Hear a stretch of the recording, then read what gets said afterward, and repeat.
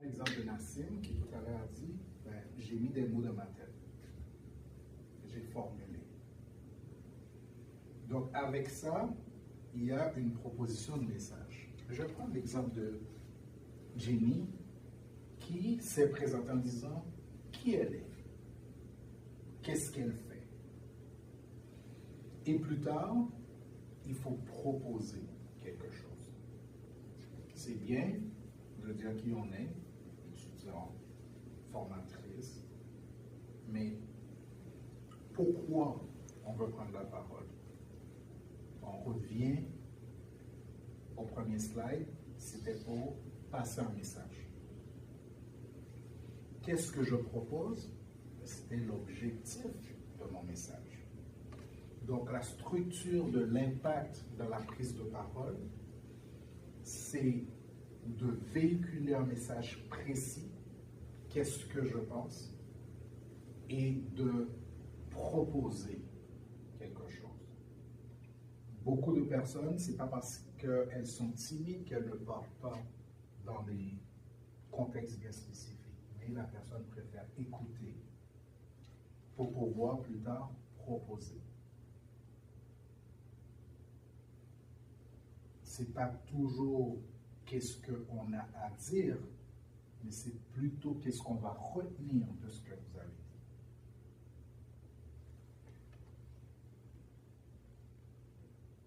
Donc, la confiance, c'est ça qui est l'élément central, l'élément important dans la communication. Donc, rapidement, qu'est-ce que vous avez retenu de ce que j'ai dit jusqu'à présent? Nassim, je commence avec toi. Donc, est-ce que je me lève ou je peux faire ça sans me Tu peux rester assis. Ce que j'ai retenu en premier lieu, c'est qu'il faudrait avoir une bonne posture lorsque il s'agit d'avoir des capacités oratoires. Il faut aussi avoir une belle voix. Donc, qu'est-ce qu'on entend par voix? C'est aussi le temps, le style et tout. Et il faut aussi avoir un regard envers notre auditoire. Donc, quand on parle devant une assemblée de plusieurs milliers de personnes, plusieurs centaines de personnes, on va tout simplement fixer des points d'ancrage. Et quand on parle dans une assemblée où il y a moins de personnes, on va essayer de se fixer une personne à gauche, une personne au centre, une personne à droite. Donc ça, c'est une partie de ce que j'ai retenu de ce que vous avez dit. Donc j'aimerais glisser à ce que j'ai mis. Est-ce que tu as retenu? Il a dit une grande partie, mais moi, ce que je retiens particulièrement, c'est que lorsqu'on prend la parole, il faut avoir en tête le message qu'on souhaite passer, pour avoir une ligne directive de où est-ce qu'on s'en va, pas juste parler pour parler, mais avoir des idées clés. Jefferson? Oui, merci. Quoi que je suis en retard, mais peut-être que je suis là de ce que j'ai pu retenir, c'était il faut avoir ce que j'appellerais le contrôle de l'assistance. Le contrôle de l'assistance, c'est dans le sens, c'est toi qui as le message, c'est toi l'interlocuteur principal. Donc, ce n'est pas l'Assemblée qui te mène, mais c'est toi qui mène l'Assemblée. Pour ça, il y a des techniques, comme il a mentionné tantôt. Il faut choisir des moyens pour chasser le stress, ou bien contrôler ce qu'on a à dire pour rester sur ce qu'on veut dire, pour bien passer le message. Puis aussi, il faut développer des techniques, des stratégies de manière à ce que l'assistance, on ne perd pas leur attention, c'est-à-dire contrôler le déplacement, contrôler la voix, s'il faut parler plus fort, s'il faut parler à un niveau assez modéré, mais pour garder son énergie, mais au moins on garde l'attention de l'assistance, sinon on va perdre l'attention parce que les gens se disent, finis ce que tu as à dire, pour revenir avec le même exemple, finis ce que tu as à dire, on a besoin de passer à d'autres personnes. Mais si on maîtrise bien ce qu'on veut dire, d'abord le message, mais aussi la façon, la manière dont on veut communiquer ce qu'on a à dire, ça va être une bonne communication, ça va être une bonne prise de parole en public. Puis aussi, en dernier lieu, on a parlé de parler avec impact. Parler avec impact, c'est genre, qui est-ce qu'on est, mais qu'est-ce qu'on veut que l'Assemblée comprenne de notre intervention, où est-ce qu'on veut amener ce public. Et pour ça, il faut maîtriser ce qu'on a à dire, mais aussi maîtriser l'assistance, c'est-à-dire on sait ce qu'on veut dire, on sait quel groupe avec qui on a affaire, mais où est-ce qu'on veut les amener, quels sont les moyens pour amener ce groupe vers ce point, d'un point A vers un point B. Merci. Oui, j'ai fait un lien dans ma tête parce que j'ai participé déjà à une école de podcast en fait, micro-journalisme podcast. Et donc, bref, c'était une école de podcast.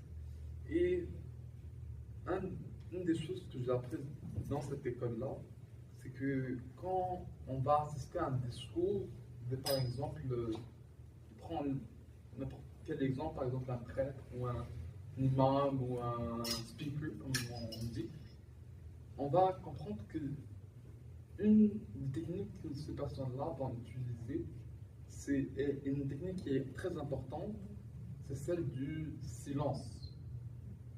En fait, l'imam, quand il va parler, ou le prêtre, quand il va parler, le speaker, quand il va parler, à un moment donné, il va s'arrêter, il va contrôler sa voix, il va pouvoir jouer avec sa voix, il va pouvoir jouer avec son style, son temps, et pour donner plus d'éloquence et plus de récit à son message, de véhiculer un message qui est plus propre et nettement clair.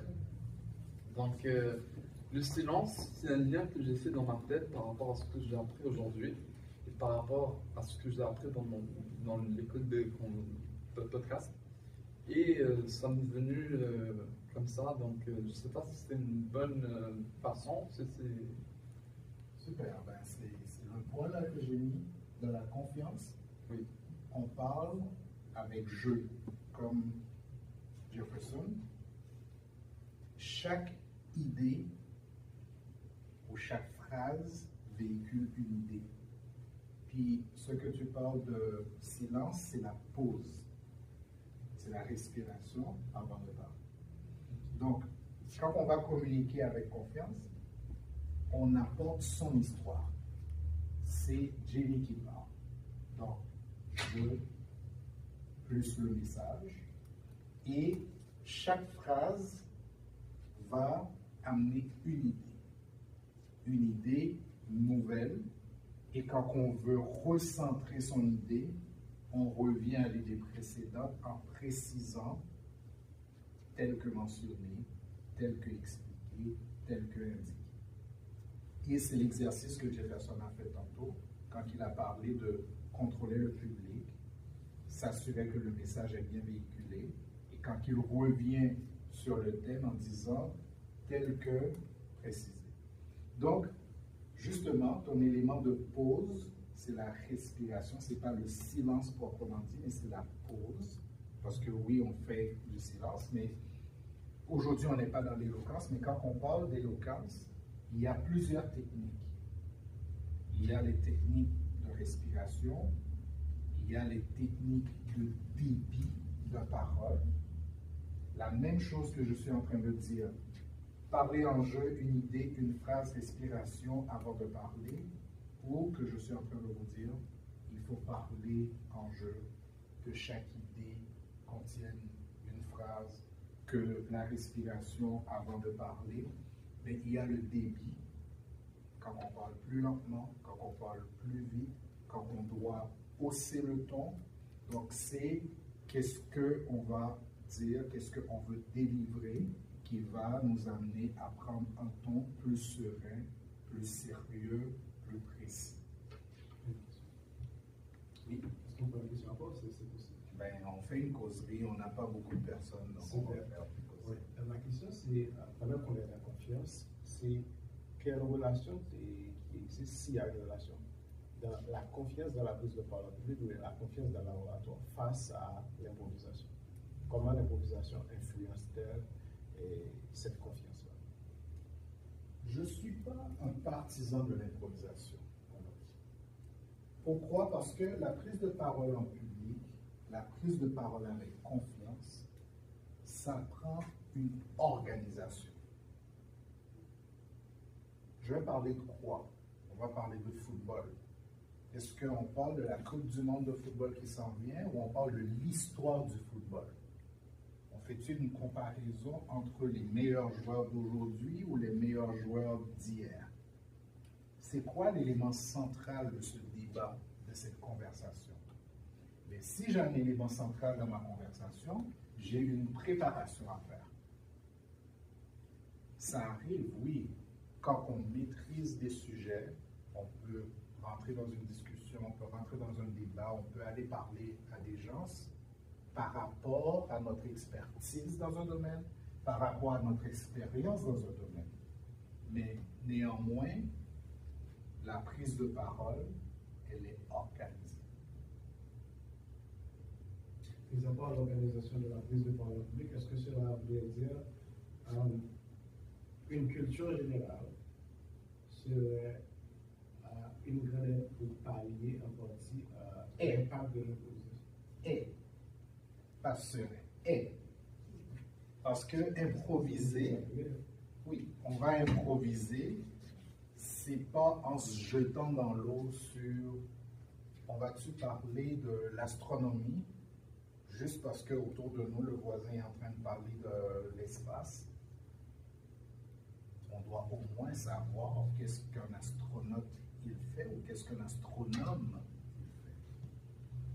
So, la culture générale, oui, elle est importante, mais encore une fois, rentrer dans un débat, ça demande une préparation, mais encore moins, la prise de parole n'est pas du débat. Donc, si on prend la parole, c'est parce qu'on a dit de venir aujourd'hui à 10h30 et qu'on a dit qu'on va parler de communication et d'art oratoire. Donc, à ce moment, on prépare ce qu'on a à dire. Ça, c'est la prise de parole en public parce qu'elle est organisée. Maintenant, le débat est différent, mais oui, la culture générale et l'élément central est un élément clé. Mais encore une fois, je propose toujours d'organiser sa prise de parole. Même quand on est dans une conférence, il y a un speaker qui parle, puis on veut poser une question, mais on note la question qu'on veut poser. Pourquoi? Parce que quelqu'un avant nous peut avoir posé la même question, ou quelqu'un aurait tendance à poser une autre question, et quand on la pose, l'autre personne passe à un autre sujet, parce que déjà, il avait écrit, il avait organisé qu'est-ce qu'il compte partager avec nous. Donc, ça, c'est l'élément important dans la prise de parole. Donc, on va